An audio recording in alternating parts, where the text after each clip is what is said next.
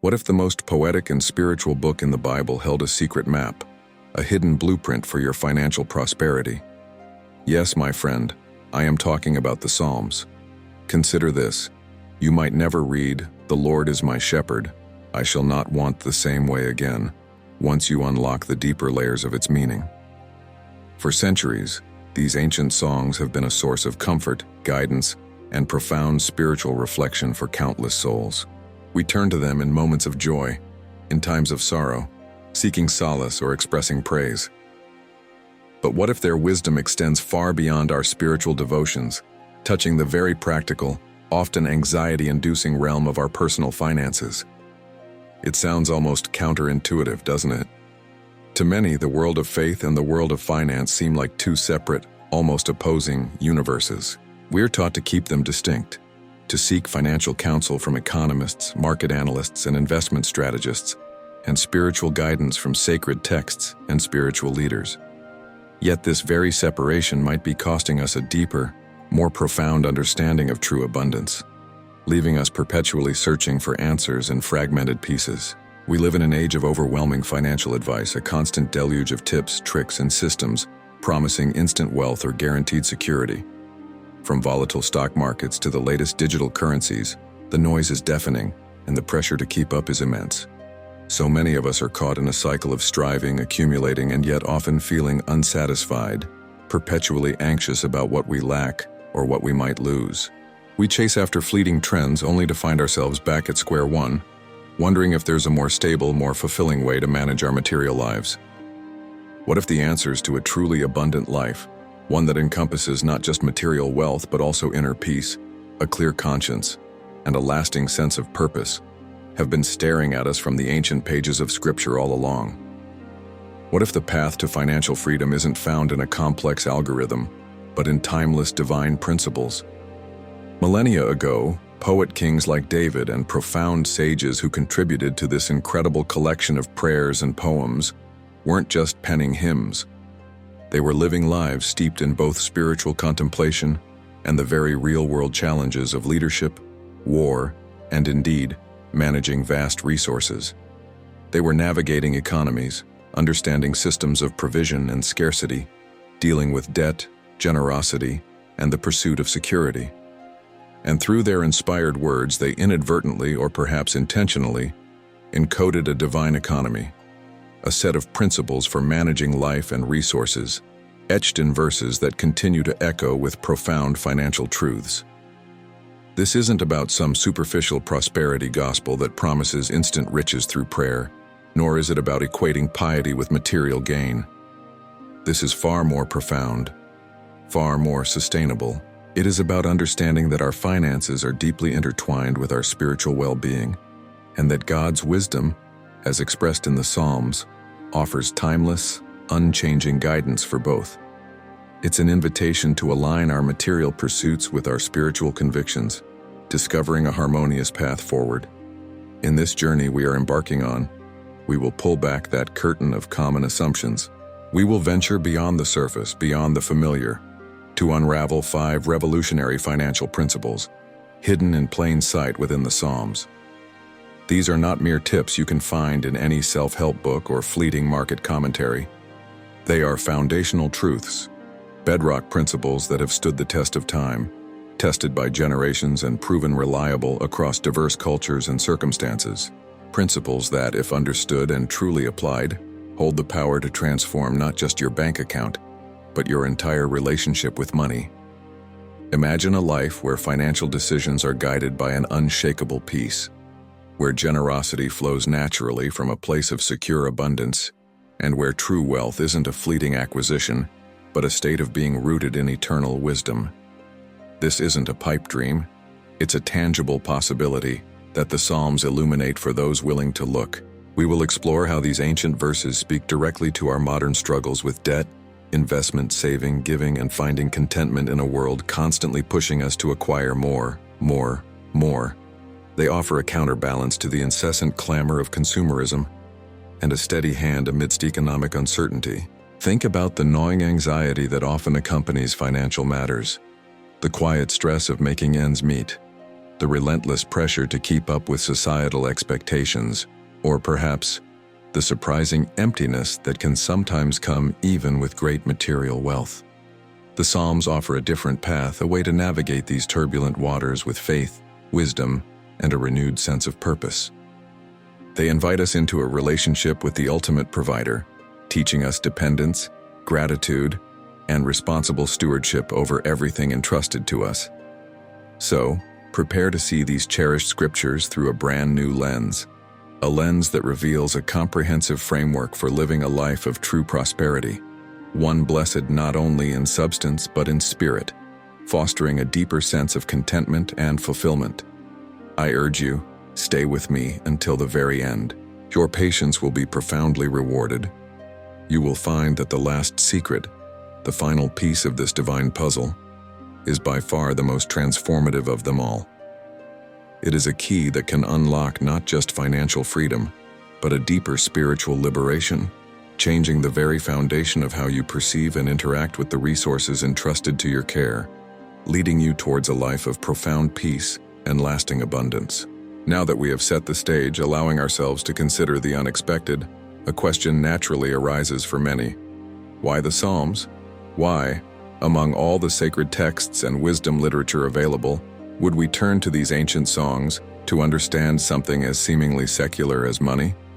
Some might even feel a flicker of discomfort, perhaps a thought that connecting spiritual texts with financial matters borders on irreverence, or worse, falls into the trap of a superficial prosperity gospel. Yet, my dear friend, it is precisely this perceived disconnect that we must address, for it reveals a fundamental misunderstanding of the holistic wisdom offered by these sacred writings. You see, the ancient world, particularly the world from which the Psalms emerged, did not draw the sharp artificial lines between the sacred and the secular that we often do in our modern society. For the people who composed and recited these Psalms, life was an integrated tapestry. Their spirituality wasn't confined to a specific hour on a particular day. It permeated every aspect of their existence: their work in the fields, their family dynamics, their interactions in the marketplace, and yes, even their possessions and their provisions. When they spoke of God, they spoke of a God who was intimately involved in every facet of their being, from the breath in their lungs to the daily bread on their table.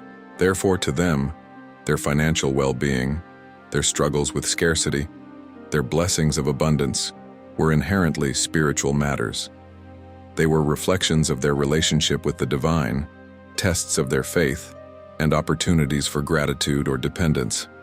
The Psalms in this light become far more than mere hymns of praise or cries of lament. They are a profound and candid reflection of the human experience in its entirety, seen through the lens of a deep and abiding faith. Within their verses, we find honest expressions of anxiety over provision, heartfelt prayers for deliverance from poverty, powerful declarations of God's role as provider, and warnings against the dangers of trusting in wealth. These are not abstract theological concepts. These are the raw, lived experiences of individuals navigating the complexities of their material world, always in conversation with their Creator. When a psalmist declares, "The earth is the Lord's and all its fullness," they are making a profound economic statement. They are establishing a divine ownership model where humanity is not the ultimate proprietor, but rather a steward, entrusted with resources for a greater purpose. This foundational truth inherently reshapes our entire perspective on money, where it comes from, what its true purpose is, and how we ought to manage it. So when we delve into the Psalms seeking financial wisdom, we are not attempting to twist sacred texts to fit a modern agenda of wealth accumulation. Instead, we are reconnecting with an ancient, holistic worldview where spiritual principles naturally informed and guided all practical matters, including economics. We are looking for principles that transcend the fleeting trends of the stock market or the latest financial fads, principles rooted in the very character of God. These principles offer a stable anchor in a turbulent financial sea, a moral compass in a world often driven by greed, and a pathway to a different kind of prosperity, one that is sustainable, ethical, and deeply fulfilling. It's about understanding that genuine, lasting prosperity is not about how much we have, but about how we relate to what we have, and ultimately, to the giver of all good things. This journey is not about finding a magic formula to pray to get rich. Such a shallow interpretation would betray the very heart of these sacred writings. Rather, it is about aligning our financial decisions, our spending habits, our saving goals, and our generosity with principles that are eternal, principles that promote human flourishing, justice, and dependence on a benevolent Creator. It is about understanding that true prosperity, as envisioned in the Psalms, is a rich tapestry woven with threads of material security, spiritual peace, healthy relationships, and a profound sense of purpose. Money, within this divine framework, ceases to be an end in itself, a source of ultimate security or anxiety. Instead, it becomes a powerful tool, a resource to be managed wisely, a means to honor God, bless others, and live a life of meaningful impact. This ancient perspective offers a liberating freedom from the endless cycle of chasing more and fearing loss, allowing us to find contentment and purpose in every financial season. And it is this integrated understanding, this divine economic worldview, that truly sets the stage for the groundbreaking secrets we are about to uncover. This is why the Psalms are not just relevant, but absolutely essential for anyone seeking true and lasting abundance in every area of their life. Now let us delve into the first of these profound financial principles hidden within the ancient wisdom of the Psalms, a principle I call the economy of sufficiency. This idea challenges our very modern, often frantic understanding of what it means to be truly prosperous. We live in a world that constantly whispers, shouts, and sometimes screams at us to acquire more. More possessions, more experiences, more status, more money. It's an endless, often exhausting pursuit. But what if the path to true financial peace, to genuine abundance, lay not in constantly seeking what we lack, but in deeply understanding and embracing the power of what we already have, or what is faithfully provided? Our guide for this particular secret is one of the most beloved and comforting passages in all of Scripture, Psalm 23, specifically its opening verses, "The Lord is my shepherd, I shall not want." These words, so familiar, often wash over us with a sense of peace, but their financial implications are often overlooked. Consider the profound declaration, "The Lord is my shepherd." What does a shepherd do for his sheep? He leads them to green pastures, to still waters. He protects them from danger, cares for them when they are sick, and ensures their needs are met. He is the ultimate provider, the faithful protector, the wise guide. For the sheep, their trust in the shepherd is absolute. They do not worry about tomorrow's pasture or next week's water source. They live in the present assurance of their shepherd's constant care. This is not a passive resignation, but an active, faith-filled reliance on a trustworthy source.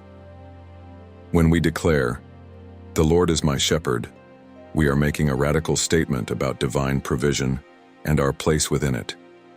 We are acknowledging a source of sustenance far greater and more reliable than any market trend or economic forecast. And it is this foundational truth that leads us directly to the core of the economy of sufficiency, the powerful promise, "I shall not want." In our contemporary language, "I shall not want" might sound like a promise of unlimited desires being fulfilled, or perhaps an absence of any needs whatsoever. But let us lean into the original Hebrew intent, into the spirit of the psalmist's declaration. It does not promise that every fleeting desire will be granted, nor does it guarantee an overflowing excess beyond what is necessary. Instead, it speaks of a profound state of contentment and freedom from an anxious spirit of lack. It is the assurance that, under the care of the divine shepherd, all essential needs are met. It means, "I will lack nothing vital," or "My needs are satisfied." This isn't about having everything, but about having enough, and finding deep peace in that realization. It is a liberation from the relentless tyranny of always needing more, always feeling behind, always striving for what lies just beyond our grasp. Think for a moment about the psychological burden lifted by such a declaration. In a society driven by consumerism, where our sense of self-worth is often tied to what we own, to the latest gadget, the newest car, the biggest house, the phrase "I shall not want" becomes a revolutionary mantra. It cuts through the noise, offering an antidote to the fear of missing out, the relentless comparison, and the deep-seated anxiety that often accompanies our financial lives. Many of us are trapped in a cycle where financial goals constantly shift, where the definition of enough is a moving target, forever just out of reach. We hit one milestone, only to immediately set our sights on the next, rarely pausing to truly savor the sufficiency we have achieved. This constant chase leads to debt, stress, and a perpetual feeling of inadequacy. The psalmist invites us to step off that treadmill, to redefine wealth not as an endless accumulation, but as a state of secure provision and inner peace.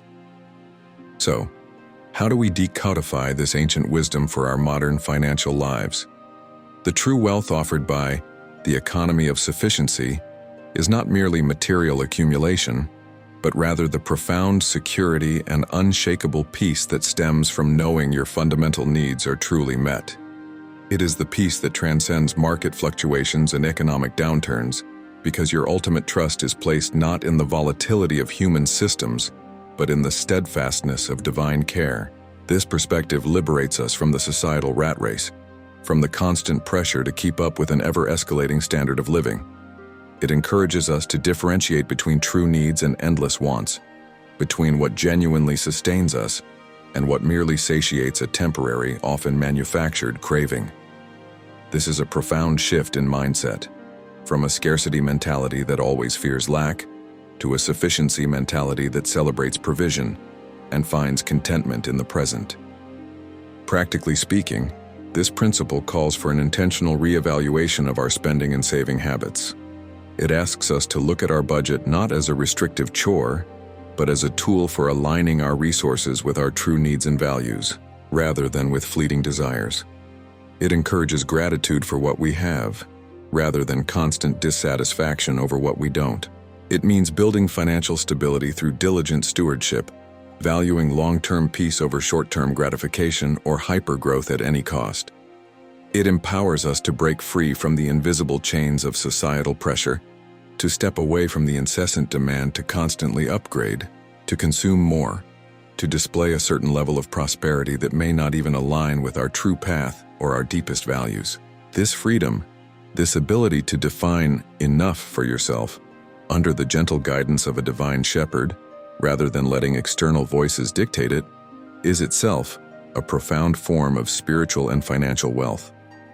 It is the freedom to live authentically, to steward your resources with purpose, and to rest in the assurance that you are indeed cared for, genuinely lacking nothing that truly matters.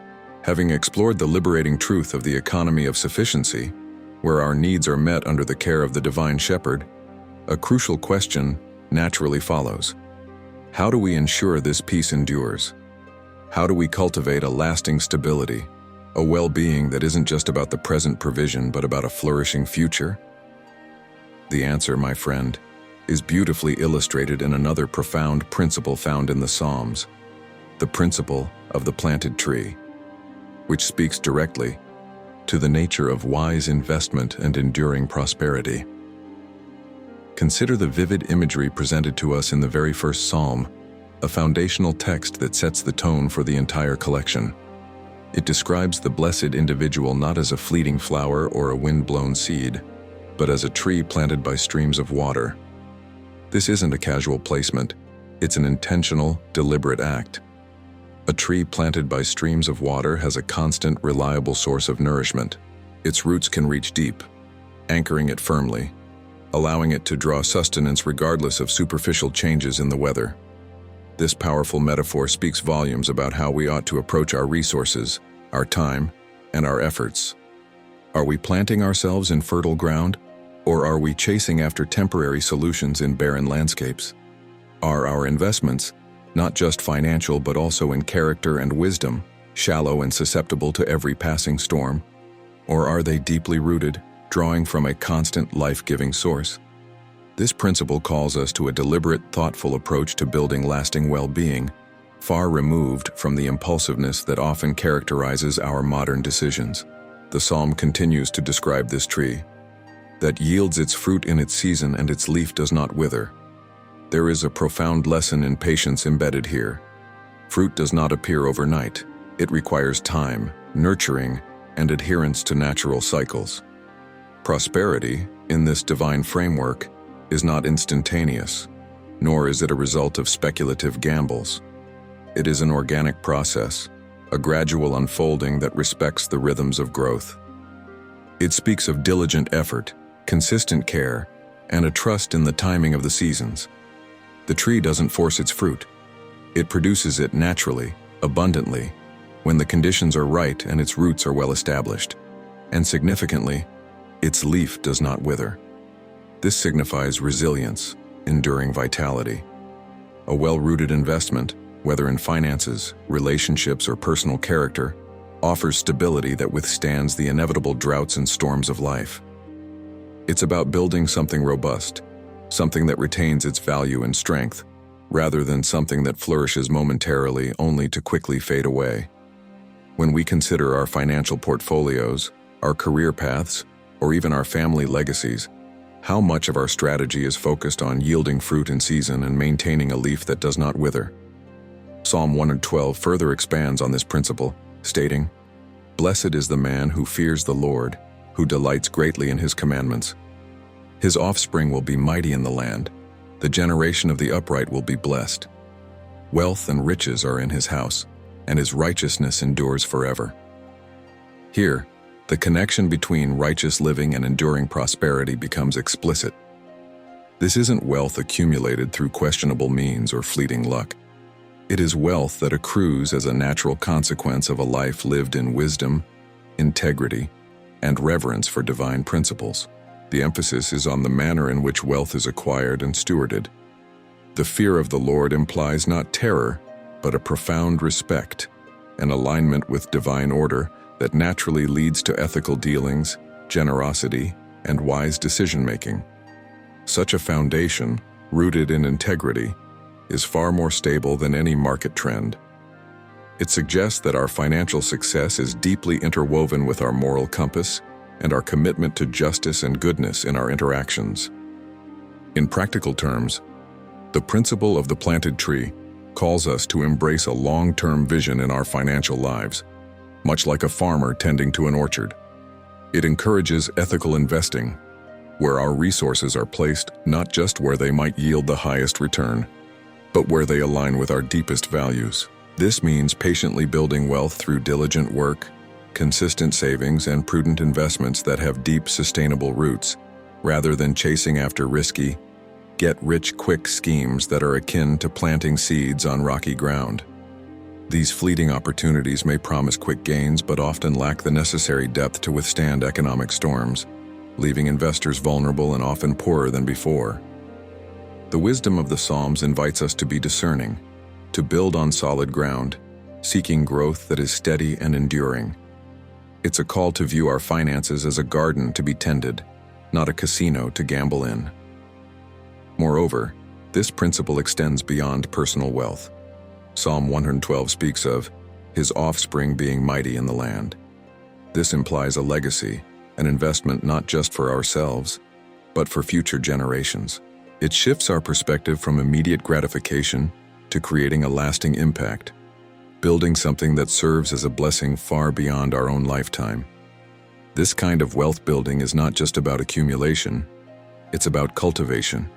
It implies a stewardship where we are entrusted with resources to grow, to nourish, and to pass on, ensuring a flourishing future not just for ourselves, but for our children and our communities.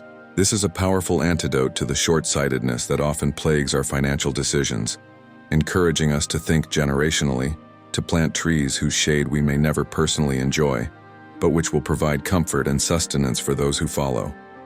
The world often tempts us with promises of immediate harvests, of instant riches without the patient labor of planting and tending. But the Psalms offer a more profound, more reliable vision, a perennial abundance, sustained by deep, life-giving roots. This kind of investment yields not only financial returns but also an unshakable peace of mind, knowing that your resources are being cultivated wisely, ethically, and for a lasting purpose.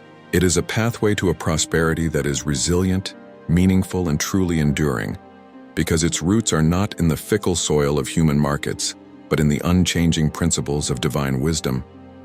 This is the path of the blessed, the way of the truly prosperous, building a legacy that flourishes through all seasons.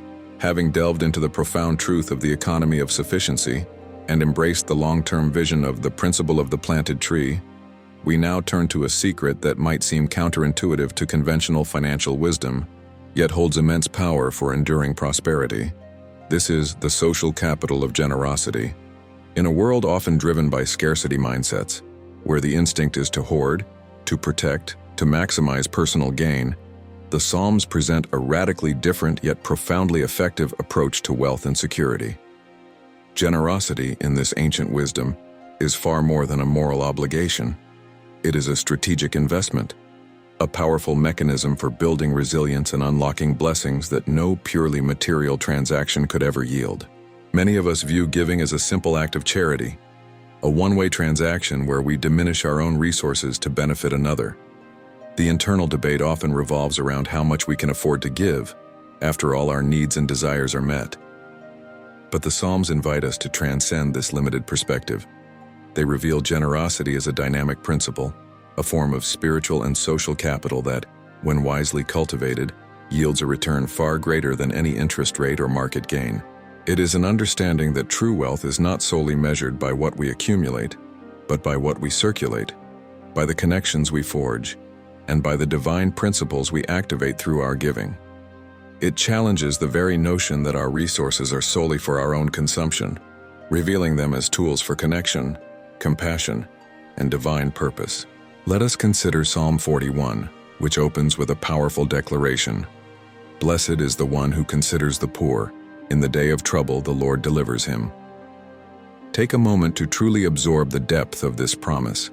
It doesn't merely say, blessed is the one who gives to the poor, though that is part of it. It says, blessed is the one who considers the poor. This implies an active, thoughtful engagement, a compassionate awareness that goes beyond a mere handout. It suggests empathy, understanding, and an intentional effort to address need. And what is the return on this consideration? Not just a warm feeling, but a divine guarantee. In the day of trouble, the Lord delivers him. This is an extraordinary promise, a spiritual insurance policy, if you will. It teaches us that acts of generosity are not simply expenditures, they are deposits into an eternal account, creating a safety net woven from divine favor and reciprocal blessing.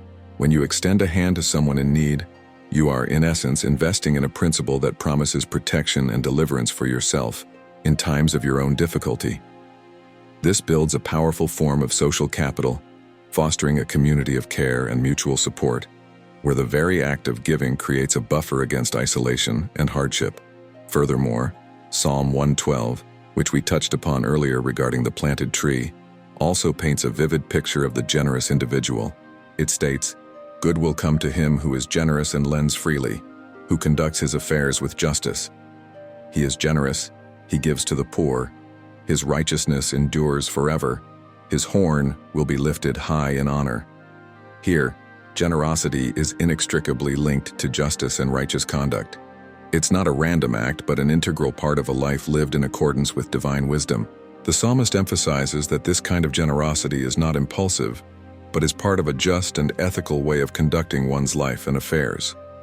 The blessing promised here is not just material, but also includes enduring righteousness, honor, and a reputation that transcends mere material possessions. This speaks to the building of an intangible yet incredibly valuable form of wealth. One's good name, one's influence, one's standing in the community, and ultimately, one's standing before God. When you are known as a generous and just person, you build trust, you open doors, and you cultivate relationships that can become invaluable assets in times of need or opportunity. This is social capital in its purest form, a network of goodwill and respect that money alone cannot buy. The natural human inclination when faced with limited resources is to hold on tightly, to protect what little we have. This scarcity mindset can cripple us, preventing us from experiencing the liberating power of generosity. But the Psalms challenge this fear. They implicitly argue that generosity is not an act of depletion, but an act of faith in abundance.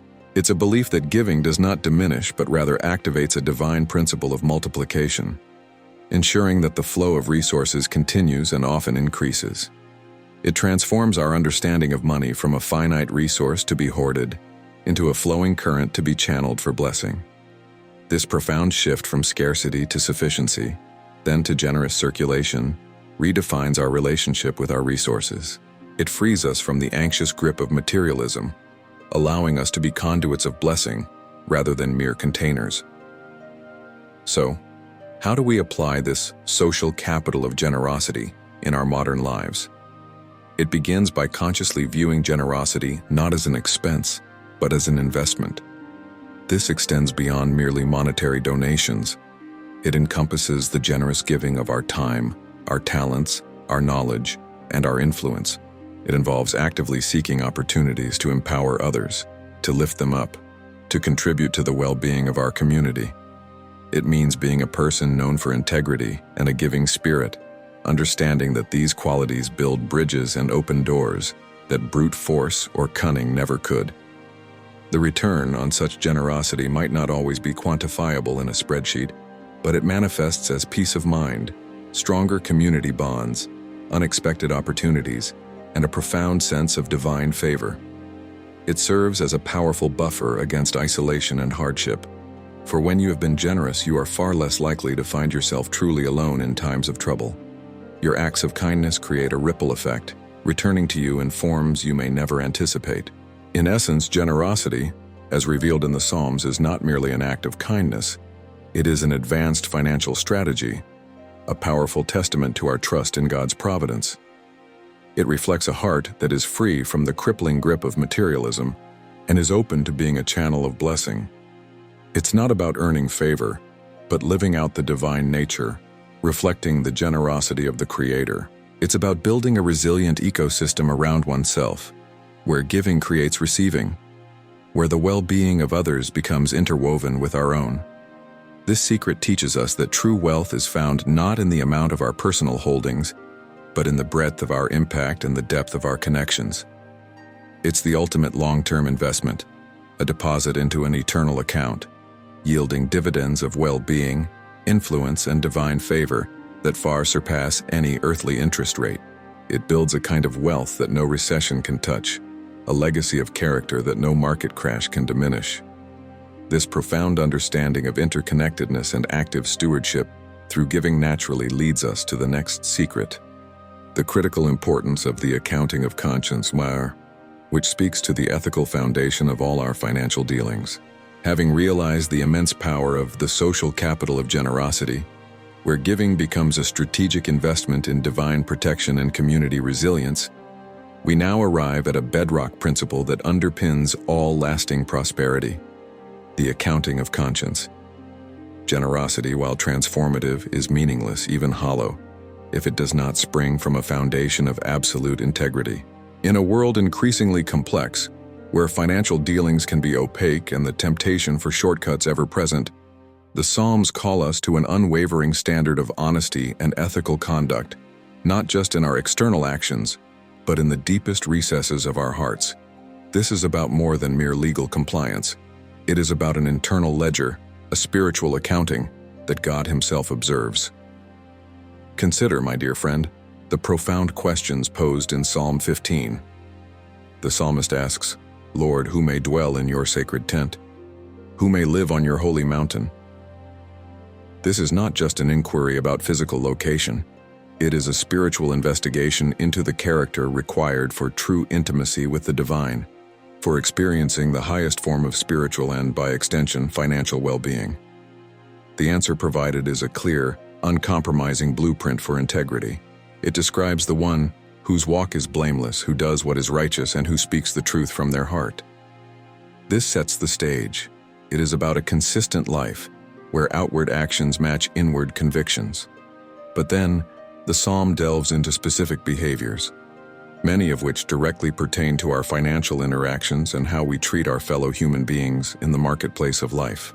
The one deemed worthy has no slander on their tongue, who does their neighbor no wrong and casts no slur on others. This speaks to the integrity of our words and our reputation, critical components of any trustworthy financial relationship. Have you ever felt the subtle erosion of peace that comes from a compromise, a small corner cut, a truth bent in a financial transaction? Or perhaps the quiet dis-ease when you witness someone else gaining through deceit? The psalmist knows that true peace, true spiritual rest is impossible without an untroubled conscience. This kind of financial integrity means our word is our bond, our promises are kept, and our transactions are transparent and fair. It means valuing the trust of others more than any temporary gain that might be had through deception or misrepresentation.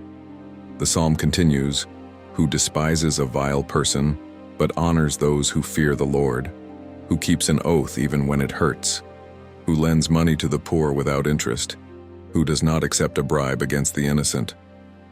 These are not light suggestions, they are weighty moral imperatives. Keeps an oath even when it hurts.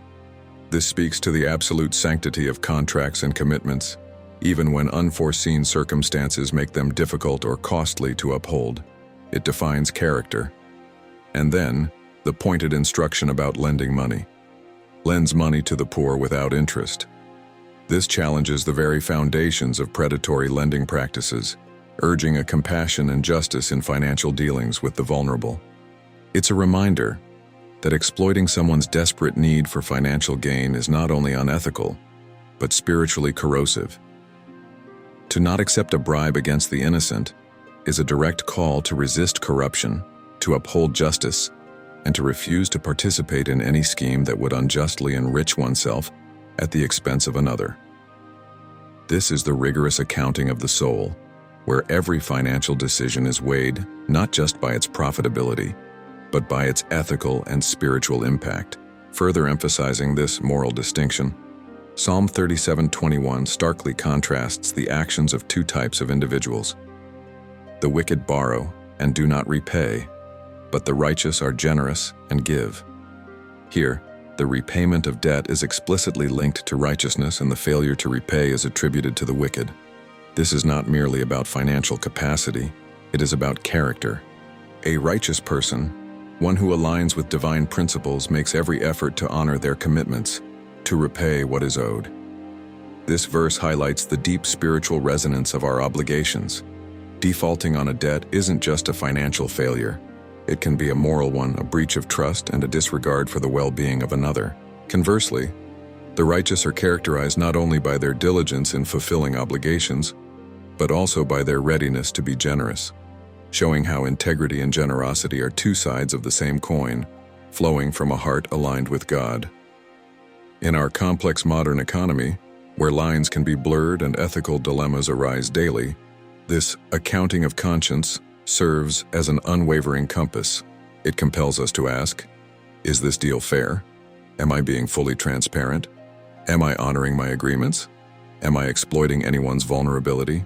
Am I contributing to injustice or corruption, even indirectly? It's a call to honest labor, fair wages, equitable exchange, and responsible borrowing and lending. It urges us to build a reputation not just for competence, but for trustworthiness. Imagine the power of a financial system, or even just a personal financial life, built entirely on these tenets. The peace of mind that comes from knowing your hands are clean, your dealings are just, and your conscience is clear, is a form of wealth that far surpasses any fleeting material gain acquired through dubious means. My friend, the temporary allure of quick profit through deceit, the subtle temptation to cut corners, or the silent justification of a questionable transaction can indeed offer immediate material advantage. But at what cost? At the cost of your peace, your integrity, your spiritual foundation. A life built on shaky ethical ground is inherently unstable, constantly vulnerable to exposure, guilt, and the erosion of inner tranquility. The Psalms teach us that the strength of our financial house is directly proportional to the strength of its moral foundation.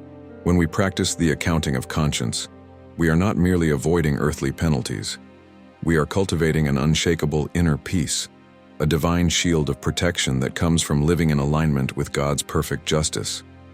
It provides an enduring stability that no market fluctuation can disrupt, for our ultimate security rests not in the volume of our assets, but in the purity of our hearts and the integrity of our actions. This profound peace derived from righteous living naturally prepares our hearts and minds to grasp the ultimate secret, the currency of eternal perspective. which elevates our understanding of wealth beyond the temporal and into the truly enduring. After diligently cultivating the accounting of conscience, laying a solid foundation of integrity in all our dealings, we arrive at what might be the most challenging, yet ultimately the most liberating, of all the financial secrets embedded in the Psalms, the currency of eternal perspective. This principle invites us to step back, to gain altitude, and to view our entire financial journey through a lens that transcends the immediate, the temporary, and the material. It is a profound call to redefine what true wealth truly is, challenging the very core of our societal values and personal anxieties about money. For many of us, our financial focus is intensely present-oriented, or at best, short to medium term. We worry about next month's bills, next year's vacation, or retirement a few decades down the line. While prudent planning is certainly necessary, an exclusive focus on these temporal concerns can blind us to a larger, more enduring reality. It can trap us in a relentless cycle of anxiety about accumulation and loss, preventing us from experiencing true peace and contentment. The Psalms, however, offer a radical counter-narrative, urging us to consider the ultimate horizon, the everlasting, as the true measure of all things, including our financial lives. They remind us that our earthly sojourn is finite, and with it, the fleeting nature of all material possessions. Consider the stark, unapologetic wisdom found in Psalm 49, particularly verses 16 through 20. The psalmist directly addresses our common anxieties about the rich and powerful. Do not be overawed when others grow rich, when the splendor of their houses increases, for they will take nothing with them when they die. Their splendor will not descend with them. This is a powerful antidote to envy, to the constant temptation to compare our lot with those who appear to have more. The psalmist doesn't condemn wealth itself, but he exposes the utter futility of placing our ultimate hope and security in it. He pulls back the curtain on the illusion that material possessions can somehow confer lasting happiness, security, or even a pathway beyond death. Regardless of how vast one's accumulated fortune, how grand one's estate, or how extensive one's influence, the immutable truth remains. They will take nothing with them when they die. Their glory, their splendor, their carefully amassed treasures, all will be left behind. It's a stark reminder that the very things we often strive for, the things we believe will bring us ultimate satisfaction and security, are inherently perishable, bound by the limits of our mortal existence. This profound truth should not lead to cynicism or a dismissal of financial responsibility. Instead, it serves as a powerful reorientation. It liberates us from the tyranny of materialism, from the belief that our worth, our identity, or our ultimate well-being is intrinsically tied to our net worth. When we truly grasp that their splendor will not descend with them, it frees us to pursue a different kind of splendor, one that can descend with us, one that does endure beyond the grave. It shifts our investment strategy from purely temporal assets to eternal ones: character, spiritual growth, acts of generosity, relationships forged in love, and a legacy of faith. These are the treasures that truly transcend the earthly realm, the only currency that holds value in the eternal economy. The psalmist is not telling us to ignore money. He is telling us not to trust money, not to give it the power to define our ultimate destiny or to be the source of our deepest peace. This theme is echoed and amplified in Psalm 62, specifically verse 10. Though your riches increase, do not set your heart on them. This instruction is particularly insightful because it acknowledges the reality of increasing wealth. It doesn't suggest that financial growth is inherently bad or that we should deliberately avoid it. Rather, the warning is against the attachment, the idolatry, the placing of one's heart, one's ultimate trust and affection upon these material gains. It's a subtle but critical distinction. Having wealth is one thing. Letting wealth have you is quite another. When our heart is set on our riches, they become our God, demanding our worship, fueling our anxieties, and dictating our choices. They become the source of our security, the measure of our success, and the foundation of our identity. But as we've seen, this foundation is inherently unstable, subject to decay, theft, and the ultimate certainty of death. The currency of eternal perspective, therefore, calls us to a profound recalibration of our values. It compels us to ask ourselves tough questions. What am I truly building? What legacy am I leaving? Where is my ultimate security found? Am I using money as a tool to further my eternal purpose, or am I allowing money to become my master, dictating my purpose? This perspective doesn't advocate for poverty. It advocates for freedom from the dominion of money. It's about being a wise steward of resources, acknowledging that all we possess is ultimately entrusted to us for a limited time and for a higher purpose. It encourages us to cultivate detachment from outcomes, understanding that our ultimate provision and our lasting joy come from a source that transcends any earthly market.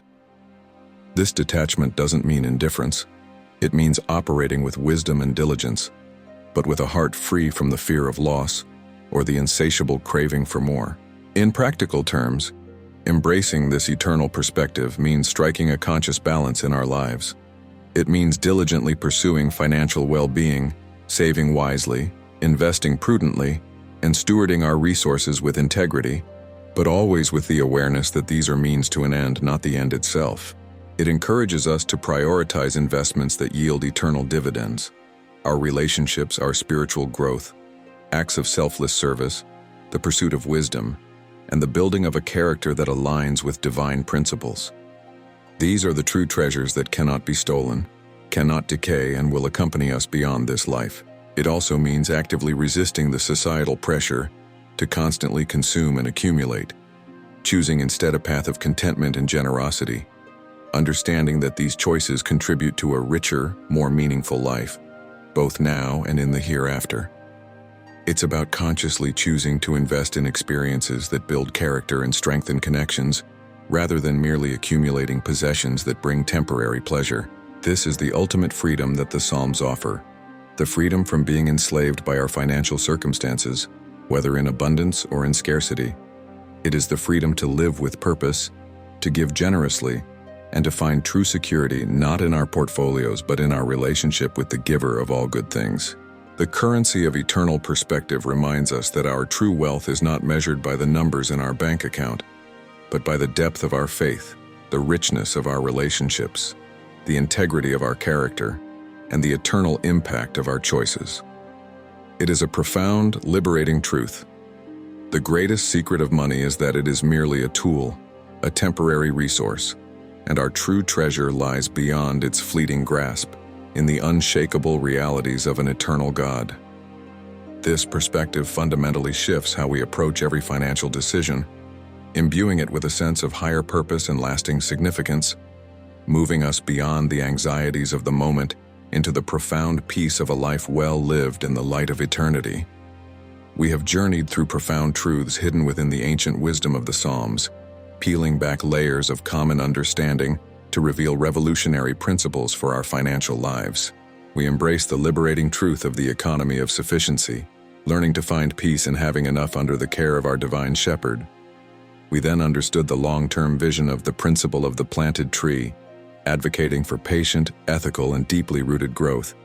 We discovered the immense power of the social capital of generosity, transforming giving from a mere expense into a strategic investment in divine protection and community resilience. And we anchored all of this in the accounting of conscience, an unwavering call to integrity and righteousness in every financial dealing. Most recently, we elevated our perspective with the currency of eternal perspective, reminding us that true wealth extends far beyond the temporary and material. Now, my dear friend, the crucial question remains: how do we bring these timeless principles, these divine economic insights, from the sacred pages of the Psalms into the bustling, often chaotic reality of our daily lives? How do we translate this profound spiritual wisdom into actionable steps that transform our relationship with money and cultivate a life of true abundance? This is not an academic exercise. It is an invitation to practical transformation, a call to integrate faith with finance, bringing every aspect of our stewardship into alignment with God's unchanging truth. This is where reflection meets application, where belief translates into behavior, shaping not just our bank accounts, but the very fabric of our being. Let's begin with the economy of sufficiency. Practically, this means actively defining what enough truly means for you independent of societal pressures or the endless comparison trap. It's about creating a budget, yes, but not a restrictive one born of fear. Instead, frame it as a tool for intentional living, aligning your resources with your genuine needs and values. Practice conscious gratitude for what you have, rather than constantly focusing on what you lack. This simple act can radically shift your mindset from scarcity to abundance, unlocking a peace that money alone cannot buy. It means discerning between true needs and manufactured wants, resisting the insidious whispers of consumerism that constantly push you to acquire more. Are you buying out of necessity, or out of a craving for status or a momentary thrill? The shepherd ensures sufficiency, not endless luxury. Embrace contentment, for it is a profound form of wealth that liberates your spirit from ceaseless striving. Next, consider the principle of the planted tree. How do you apply this long-term vision to your finances? It calls for patience and diligence in your financial growth. Instead of chasing fleeting trends or speculative gambles, prioritize ethical, sustainable investments that have deep roots and a proven track record. Think about building a solid, resilient financial foundation through consistent savings and prudent asset allocation, rather than seeking quick, risky gains that often wither in the face of economic storms. This principle also extends to your work and career. Invest in skills, knowledge, and relationships that yield fruit over time, building a lasting professional tree rather than a temporary shrub. And importantly, embrace legacy thinking. How can your financial planning benefit not just you, but future generations? How can you cultivate resources that will be a blessing long after you are gone, planting seeds that will grow into mighty trees for others? Then, let the social capital of generosity reshape your understanding of giving. See generosity not as an expense, but as an investment into your spiritual, social, and even financial future. Make intentional giving a regular part of your financial plan, whether it's through tithing, charitable contributions, or simply extending help to someone in need. This isn't just about money. It's about generously giving your time, your talents, your wisdom, and your compassion. Understand that being a conduit of blessing unlocks a flow of divine provision that transcends earthly logic. It builds goodwill, fosters strong community ties, and activates spiritual principles that promise protection and favor. When you give freely, you sow seeds that will return to you, not always in monetary form, but often in unexpected blessings, peace of mind, and robust relationships that are invaluable in life's journey. Now let us ground all of this in the accounting of conscience. This demands absolute integrity in every financial transaction and interaction. Pay your debts promptly and honorably. Be truthful and transparent in all your dealings, whether with a bank, a business partner, or a friend. Resist the temptation to take shortcuts, to bend the truth, or to profit from someone else's misfortune. Your reputation for honesty, your clear conscience is a financial asset far more valuable than any sum of money acquired through dubious means. It builds trust, opens doors, and ensures a deep, abiding peace that no amount of material wealth can provide.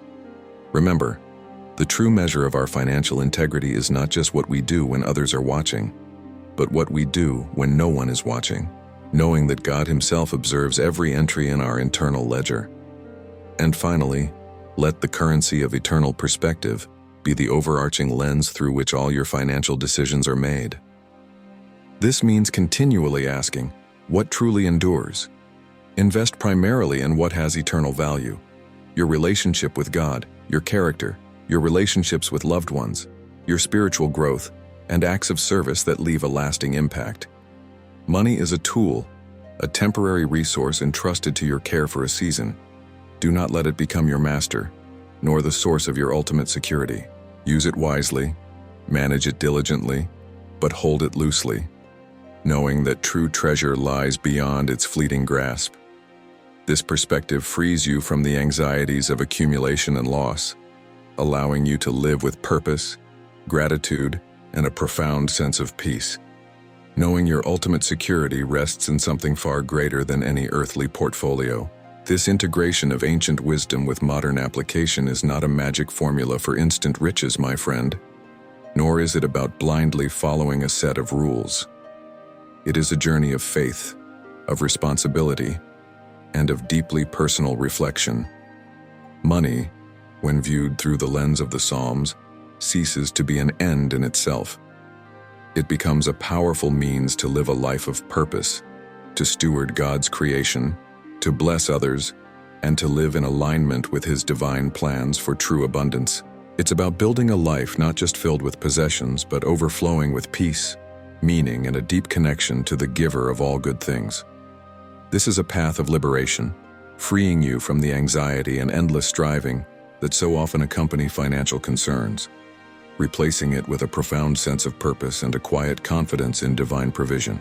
It is this profound and transformative shift that sets the stage for our final, impactful message, a call to embrace this divine economic framework for a life of unparalleled peace and lasting legacy. My dear friend, we have now reached the culmination of our profound journey, a journey through the ancient yet ever-relevant wisdom of the Psalms. We have peeled back the layers of common understanding, challenging the world's noisy clamor about money, and have rediscovered a divine economic blueprint for a life of true abundance, peace, and purpose. We started by embracing the liberating truth of the economy of sufficiency, learning to trust in our divine shepherd's provision, and finding contentment in having enough, rather than perpetually chasing more. We then understood the long-term resilient vision of the principle of the planted tree, reminding us that enduring wealth is built through patient, ethical, and deeply rooted growth, yielding fruit in its season. Following this, we uncovered the immense counterintuitive power of the social capital of generosity, transforming giving from a mere expenditure into a strategic investment in divine protection, community resilience, and an activated flow of blessings. We anchored all of these insights in the accounting of conscience, an unwavering call to absolute integrity and righteousness in every financial transaction, recognizing that a clear conscience is a form of wealth that no material gain can ever rival.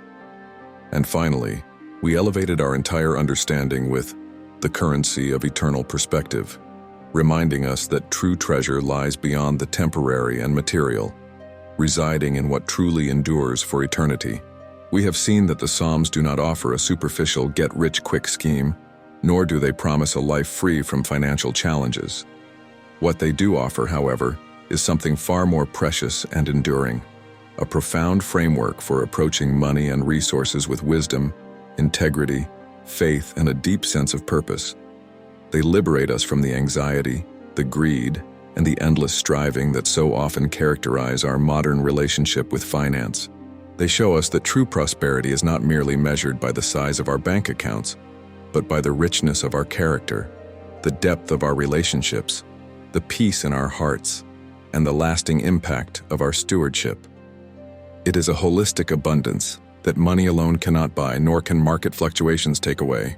This is about aligning our material pursuits with our spiritual convictions, understanding that our finances are not separate from our faith, but are an integral part of our walk with God. So, as we conclude this exploration, let this be more than just knowledge assimilated. Let it be a catalyst for transformation in your own life. I implore you, take these 5 principles not as abstract theories, but as living, breathing guides for your daily decisions. Let the economy of sufficiency liberate you from the tyranny of discontent, helping you define what truly is enough and fostering a spirit of profound gratitude for every blessing.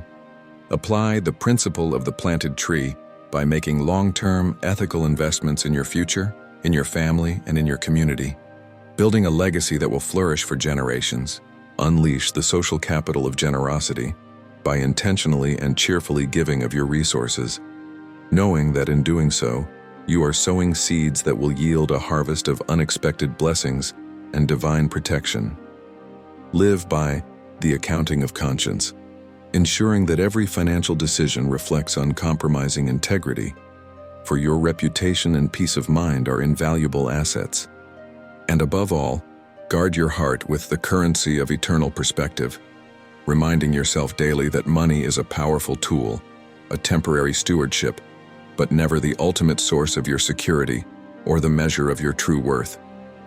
My friend, The Psalms teach us that the greatest secret to a truly prosperous life is not how much you accumulate, but how wisely you manage what has been entrusted to you, and how deeply your heart is aligned with the giver of all good things.